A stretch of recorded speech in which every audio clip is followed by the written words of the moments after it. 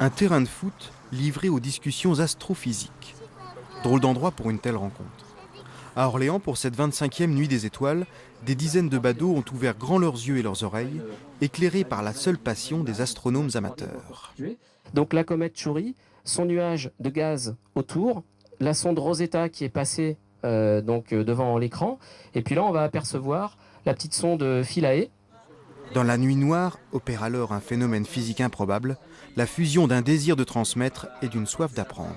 Donc quand on dit comme ça au grand public en disant on est tous quelque part des émanations d'une étoile, ça paraît surprenant.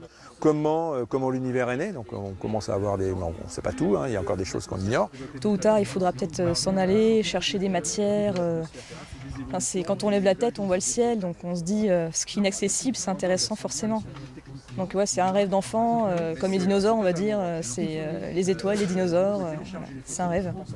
La pollution lumineuse urbaine et les nuages surtout ont limité l'observation hier.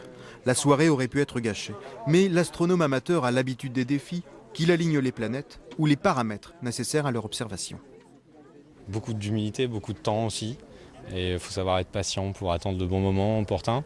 Et par rapport à la météo et par rapport au fait qu'on ne peut pas regarder tous les objets tout le temps au même moment. Et la Terre tourne et on ne regarde pas toujours dans la même direction. Il faut attendre le bon moment. La Terre tourne et nous avec.